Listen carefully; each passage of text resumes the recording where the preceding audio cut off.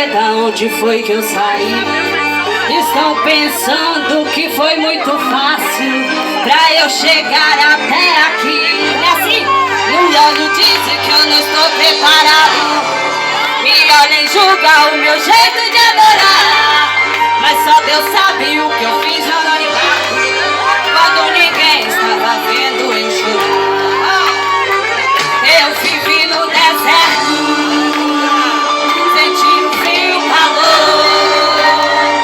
Renunciei minhas vontades pelo chamado do Senhor. Mas só Deus sabe o que eu passei, é assim, para chegar até aqui.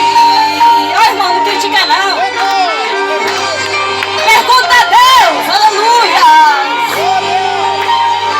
Mas eu não sou artista, não sou celebridade, não sou melhor nem o mais certo. Eu sou a voz que clama no deserto. Mas eu não sou artista, não sou celebridade, não sou melhor nem... E a igreja? Eu sou a voz que clama no deserto. Eu sou a voz que clama no deserto. Eu sou a voz que clama no deserto. Não sou melhor nem o mais certo. Eu sou a voz que clama no deserto. Eu sou a voz que clama no deserto. Eu sou a voz que clama no deserto. Não sou melhor nem o mais certo. Eu sou a voz que clama no deserto. Não importa que ele cresça, que ele apareça, aqui tudo é dele. Eu sei o meu lar, não sou celebridade. Quem brilha aqui é ele, então pode passar. Passa Jesus, passa Jesus, passa Jesus, passa Jesus, passa Jesus, passa Jesus, passa Jesus.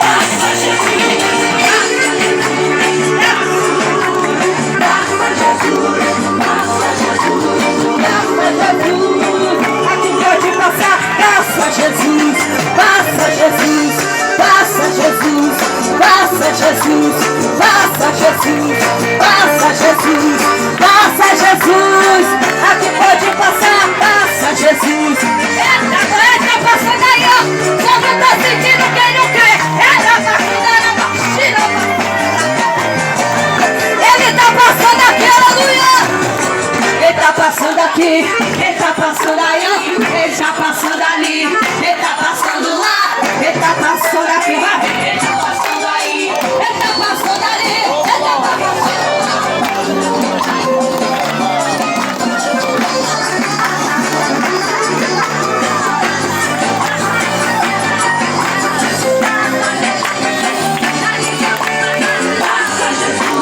Passa Jesus, passa Jesus, passa Jesus, passa Jesus, passa Jesus, passa Jesus, aqui pode passar. Passa Jesus, passa Jesus, passa Jesus, passa Jesus, passa Jesus, aqui pode passar. Aqui pode passar, que Jesus passou da glória a Deus, essa é a oportunidade, irmãos. Pés.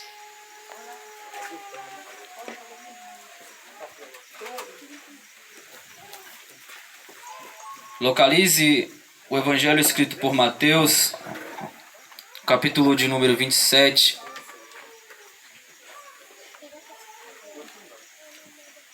A partir do versículo 32. Aleluia, glória a Deus. Glória a Jesus. Evangelho escrito por Mateus, capítulo 27, versículo 32.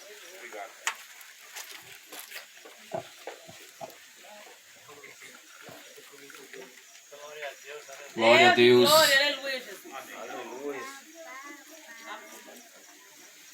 Louvado seja o teu Glória a Deus, aleluia.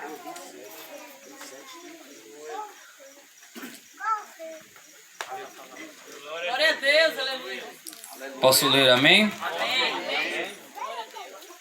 Está escrito assim: E saindo eles encontraram um homem cirineu, chamado Simão, a quem obrigaram a levar a sua cruz.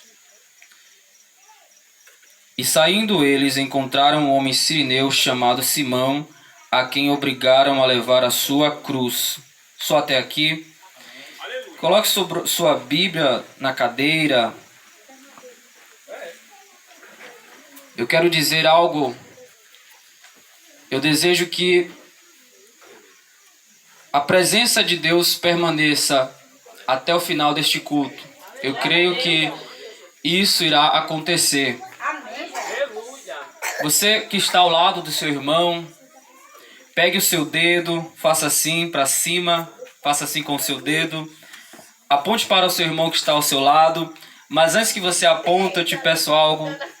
Não aponte seu dedo aos carnais, porque carnal não acredita no mistério do Espírito Santo. Então encontre alguém que é espiritual e aponte para ele, aponte para ela e diga assim para ela: você foi chamado para guerrear. Diga mais uma vez para ele e para ela: você foi chamado para guerrear. Agora pergunte a ele: você crê nisso? Você acredita nisso? Então levante a mão para o alto e dê um brado de glória a Deus. Podem se assentar. Glória seja dada ao nome do Senhor Jesus Cristo. Queridos, falar sobre a cruz é um confronto para as nossas almas. Falar sobre a cruz é encontrar a nossa dependência de Deus. Quando falamos sobre a cruz, nós entendemos quem nós somos de verdade e quem Jesus é em toda a sua soberania. Neste cenário aqui, Jesus já havia sido açoitado, ele já havia sido torturado de diversas formas pelos soldados do Império Romano.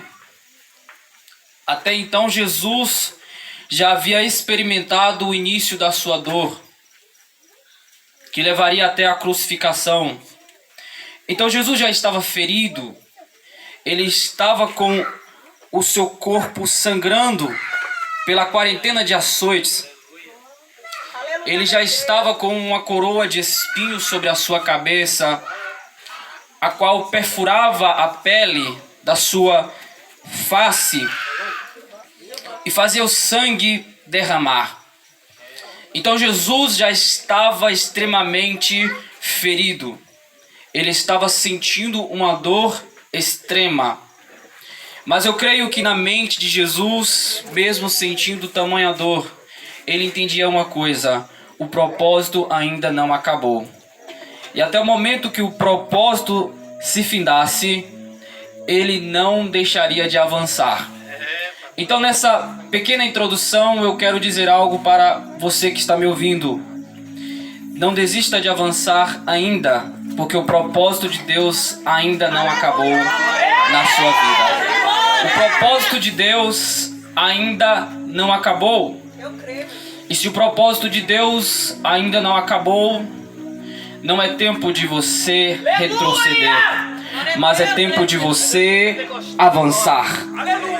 Avançar e não retroceder. Aleluia, Jesus! As feridas, elas nos acompanham em nossos propósitos, e mediante aos nossos ministérios.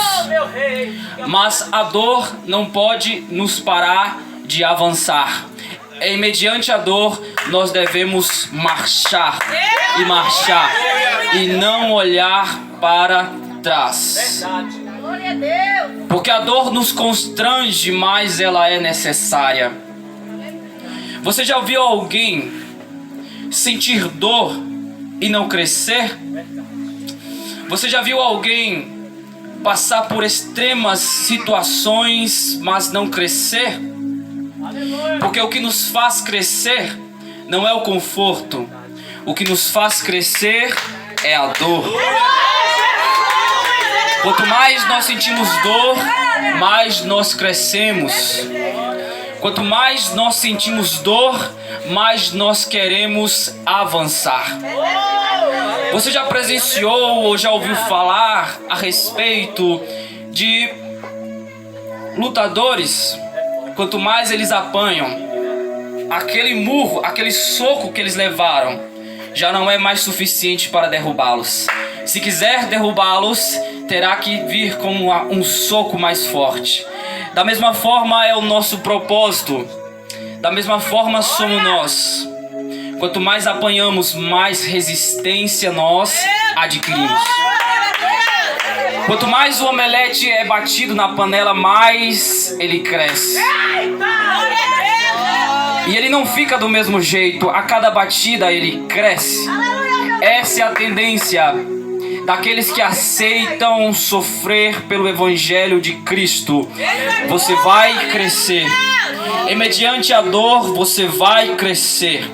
E mediante as lutas, situações, dificuldades, você vai crescer. Então não desista de marchar agora. Não desista de lutar agora, porque você vai crescer. Quem crê nisso, levante a mão pro alto e dê um brado de vitória a Deus. Glórias a Deus. Nós estamos diante de um dos momentos mais marcantes de toda a Bíblia. Os momentos antecedentes à crucificação. Dos quais Jesus já havia sofrido muitas dores. Jesus já estava cansado pelos açoites que ele levou. Jesus já estava cansado pelos murros que ele levou. Estava com o seu rosto inchado. Estava com os seus ombros e suas costas dilaceradas. Ele estava sentindo dor. Quem sabe até não conseguia mais falar como antes, porque ele estava sentindo dor. Neste cenário de situações extremas, quando estava findando o ministério de Jesus na terra, os soldados não se deram por suficiente e puseram uma cruz pesada nos ombros de Jesus e obrigaram a ele carregá-la até o Calvário, o lugar da sua crucificação. Então Jesus estava caminhando, e ele estava caminhando com a cruz pesada sobre os seus ombros. Mas ele estava caminhando a si mesmo. Ele não estava parado. Ele não tinha desistido antes de findar o seu ministério, mas ele estava caminhando. E ao caminhar, ele sente dor, terrível dor. O que fazer quando nós estamos sentindo dor e não há ninguém ao nosso lado que possa nos ajudar? O que fazer quando nós estamos passando por uma vergonha e ninguém está ao nosso lado que queira nos ajudar? Talvez você já pensou em desistir porque você sentiu dor e não havia ninguém ao seu lado que queria te ajudar. Mas talvez, se você parasse e observasse a atitude de Jesus, você entenderia que mesmo se não há alguém à tua direita ou à tua esquerda, o Senhor Deus, Ele te dá força e te garante a vitória, porque o ministério, o propósito de Deus é com você. Não é com ele, não é com ela, é com você. E mesmo se não haja pessoas ao seu lado que queiram ajudar a você, é você que tem que lutar. É você quem tem que marchar. É você que deve avançar. Então Jesus estava caminhando. Ele estava caminhando e não desistia de caminhar. Só que ao caminhar, entre troncos e barrancos, Jesus tropeçava com o peso da cruz sobre os seus ombros, porque ele já estava cansado. Ele se inclinava como aquela cruz, caía no chão, mas levantava de novo, e de novo, e de novo, e continuava a caminhar. Chegava mais um momento adiante, ainda caminhando. De repente ele tropeçava no chão, caía. Mas ele se lembrava: eu ainda preciso caminhar. Então Jesus, ele continuava caminhando. Pegava a sua pesada cruz, colocava sobre os seus ombros e avançava. E avançava. E não desistia de avançar. Só que no momento, quando ele não estava mais suportando a dor, quando ele não estava mais suportando carregar aquela pesada cruz, e os soldados se apressaram, eles então viram um homem na multidão. Pegaram ele e forçaram a carregar a cruz de Jesus, porque eles estavam com pressa. Eles queriam que aquele momento, aquela situação, aquela tortura fosse rapidamente realizada. Então, ao ver o momento, um homem em meio à multidão, eles pegaram ele, forçaram e disseram: agora é com você. Agora é com você, e você vai levar essa cruz até o Calvário. Talvez o homem olhava para os soldados e perguntava: mas por que eu? Talvez os soldados olhavam para ele e dizia: não importa, é com você, e você pegue a sua cruz, essa cruz de Jesus, e carregue ela até o Calvário. E carregue ela até o Calvário. E Jesus estava sentindo dor, um ser humano, cansado, fatigado, porque Jesus, enquanto estava na terra, ele era um ser humano. Jesus sofria, sentia as mesmas dores que nós.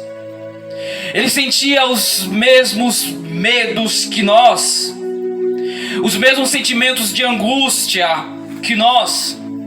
Jesus sentia a tristeza da distância que os amigos às vezes faziam contra ele, ou melhor, a distância dos amigos dele em momentos de crise, em momentos difíceis. Ele sentia, porque ele era um ser humano.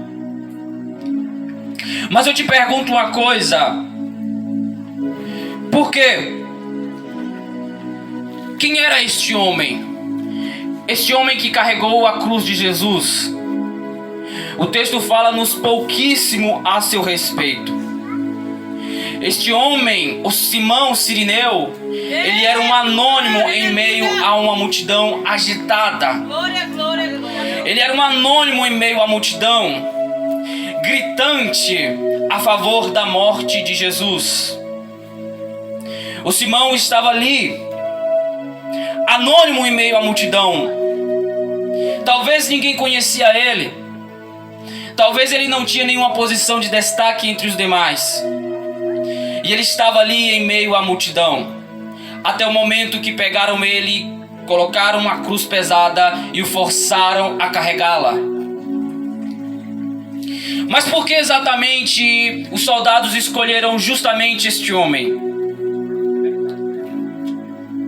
Por que será que eles escolheram exatamente este Cirineu? Talvez porque ele era o único que não levantava palavras de blasfêmia, de ofensa contra Jesus. O Cirineu estava ali presenciando a dor, os caminhares pesados de Jesus, as pesadas dolorosas, os passos dolorosos de Jesus. Ele estava ali presenciando tudo. Talvez alguém diga, ou alguém pense, que o Cirineu estava ali por acaso, que o Cirineu não precisava estar ali. Talvez alguém pense isso, mas eu não acho que foi por acaso que o Cirineu estava ali. Eu acredito que era propósito de Deus para a vida de Jesus Cristo. Porque nos momentos difíceis, até mesmo nos momentos difíceis, Podem muitos se afastarem de nós, mas Deus, Ele não se afasta de nós. Deus não se afasta de nós. Quem sabe você mesmo já se afastou de alguém? Quem sabe alguém estava esperando, precisando de você, no momento mais conflitante da vida dela, e você se afastou da vida de alguém? Quem sabe alguém estava precisando de você e você deu as costas para ele ou para ela. Se afastou quando a pessoa mais precisava de você. Mas eu quero lhe dizer algo. Mesmo que muitas vezes, muitos entre nós tenham essa atitude, Deus não tem. Deus, Ele não age da mesma maneira que nós. Ele age na contramão. Da maneira em que nós agimos, da maneira em que nós pensamos e da forma em que nos comportamos. Talvez o Cirineu nem precisasse passar por ali para ver aquela situação conflitante, aquela cena dolorosa de Jesus caminhando rumo ao Gólgota, carregando a sua cruz, com o seu sangue derramando e sujando até o chão por onde passava, criando um rastro de sangue pelas ruas em que ele caminhava.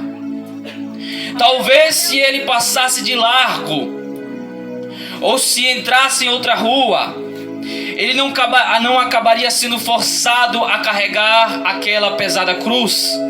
Mas como saber? Como descobrir isso, se ele não poderia prever o futuro? Às vezes acontece que nos colocamos em lugares e nós não imaginávamos o que aconteceria. E muitas vezes acontecem coisas e nós somos forçados a nos responsabilizar por tais coisas. Quem sabe isso já aconteceu com você, em que você não devia entrar naquele relacionamento, mas você entrou. Talvez isso já aconteceu com você, em que você não devia trabalhar naquela empresa, mas você trabalhou, e lá tinha uma pombagira que Satanás já havia preparado para você. Quem sabe se você tivesse antes pensado e consultado a Deus, Ele te livraria de situações terríveis e você nunca teria vivenciado situações terríveis pelo livramento de Deus. Mas você se colocou, foi você que se colocou, não foi Deus quem te colocou, foi você que colocou a si mesmo. Porque o desejo de Deus não é que soframos, o querer de Deus não é que pereçamos, e muito menos que caiamos em situações complicadas. Mas você escolheu, então se responsabilize pelas suas escolhas. Não responsabilize a Deus e muito menos o diabo, porque nem sempre o diabo é culpado pelas suas escolhas. Às vezes é você que é culpado por elas. Então se responsabilize pelas suas escolhas e tome mais escolhas com maturidade, com responsabilidade. Entenda que as suas escolhas hoje determinam aonde você estará amanhã. As suas escolhas hoje determinam em que nível espiritual você estará amanhã. Porque se relaciona com pessoas erradas, a sua vida espiritual com Deus, ela será oscilante, ela será inconstante. Então tome mais escolhas certas, com responsabilidade, com visão de águia. Responsabilize-se pelas suas escolhas. Responsabilize pelas suas escolhas. Mas tudo bem, ele foi lá ver. E ele viu aquela cena conflitante, Jesus caminhando rumo ao Gólgota, e uma cruz em seus ombros dilacerados, as suas costas dilaceradas, a coroa de espinhos sobre a sua cabeça. Coisas dolorosas, coisas que talvez você não suportaria, coisas que de forma alguma você suportaria, ele suportou. E ele estava caminhando ali até o momento que eles o forçaram a carregar aquela cruz. Mas talvez alguém pense, talvez alguém chegue a pensar que mandou ele parar ali, que mandou ele ser curioso. Ou talvez hoje outros estejam pensando, isso foi apenas obra do acaso. Mas deixe eu lhe dizer uma coisa: com Deus não existe acaso. Ele sabe o quanto que você suporta. E no pior momento que você estiver enfrentando, Ele põe alguém para te ajudar, mas não deixa você morrer no meio do caminho. Deus não deixa você morrer no meio do caminho. Ele põe o livramento diante de você para te ajudar a se erguer, para te ajudar a se levantar de onde caiu. E porque às vezes fechamos a mão e não queremos ajudar quem podemos ajudar, aquele que está caído. E porque muitas vezes, ao invés de ajudar, caluniamos, levantamos calúnia, criamos contenda. Porque ao invés de ajudar a se levantar, o comportamento é este.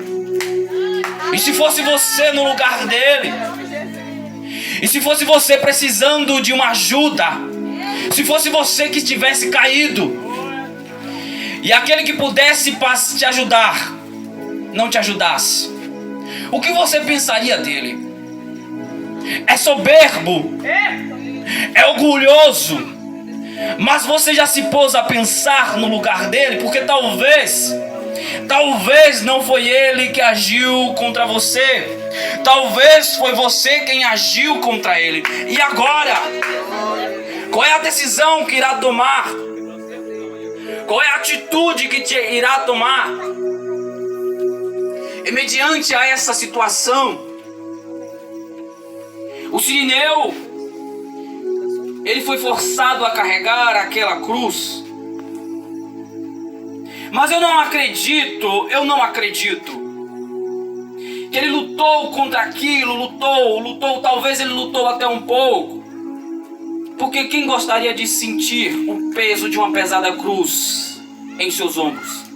Talvez ele lutou, mas chegou o momento ele disse: então eu vou carregá-la para você, Jesus. Aleluia, meu Deus. Então eu vou carregá-la para o Senhor. Quem sabe ele nem conhecia Jesus. Quem sabe ele nem sabia a respeito de Jesus, mas ele estava ali. Ele estava no momento da pior dor, da situação mais extrema que Jesus estava enfrentando, em que poderíamos resumir aqui em martelos, sangue e cruz. Mas ele estava ali, e porque os soldados obrigaram justamente o sirineu a carregar a cruz de Jesus.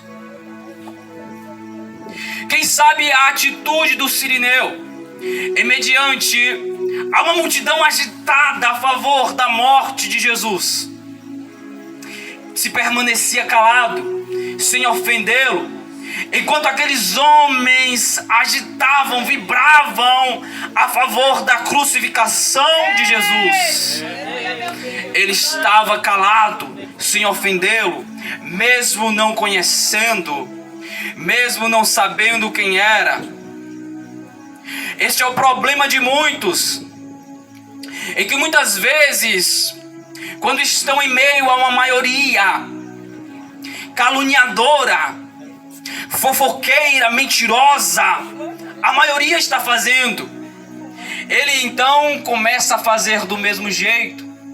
Este é o problema de muitos, se deixarem influenciar por uma maioria caluniadora, por uma maioria mentirosa, fofoqueira, uma maioria que às vezes fala mal do seu pastor, fala mal do cantor, fala mal do pregador, da forma como o pregador pregou, dos erros que o pastor deixou, falou, o que o cantor deixou.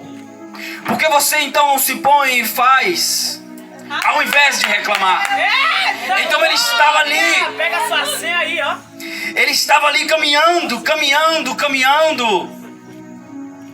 carregando uma cruz pesada. A multidão ofendia Jesus, mas ele não. O comportamento dele era diferente. Aleluia! As palavras dele eram diferentes. A atitude dele em meio à multidão era diferente. E eu tenho uma palavra para você esta noite. Não faça o que a maioria anda fazendo. Seja diferente. Seja diferente. Porque fazer o que a maioria faz é muito fácil. É só chegar no meio dos zombadores e fazer zombaria também, se todos estão zombando. Chegar no meio dos caluniadores é muito fácil, se estão todos caluniando. Chegar no meio dos fofoqueiros é muito fácil, se estão todos fazendo fofoca. Se estão todos levantando mentira, falso testemunho, falando contra o seu irmão, desejando a queda do seu irmão, desejando a morte do seu irmão. Faça a diferença. Você não é a maioria, você é a minoria. Fazer essas coisas é muito fácil.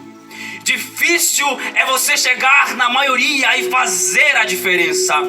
Difícil é você estar no meio de um povo contendeiro e você dizer: o meu comportamento é diferenciado, as minhas atitudes, elas são diferentes. Eu não me adequo ao que a maioria está fazendo. Eu faço aquilo que Deus determinou para que seja feito. Essa é a minoria. E essa é a minoria que você deve ser. Quantos entendem isso e acreditam? Dê um grito de vitória a Deus. Louvado seja o nome do Senhor Jesus Cristo. Mas pregador, e os discípulos? Aonde os discípulos estavam? Os discípulos, eles se esconderam. Deram um pé, correram. Na primeira oportunidade eles correram. E quem não se esconderia da ameaça da dor? Se eu fosse um dos discípulos, eu esconderia. Talvez eu seria o primeiro a me esconder. Se eu não fosse o primeiro, eu seria o segundo, mas eu me esconderia, porque a dor é conflitante. Eu me esconderia no meio da dor. Se eu pudesse ter a oportunidade, sendo discípulo de Jesus, eu correria.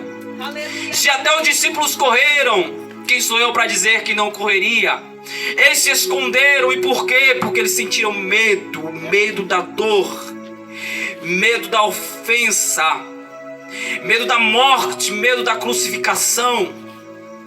Talvez você já se correu da dor, do ministério, porque Deus lhe prometeu o seu ministério, mas você tem medo da dor. É forte, meu Deus. Você tem medo da dor que irá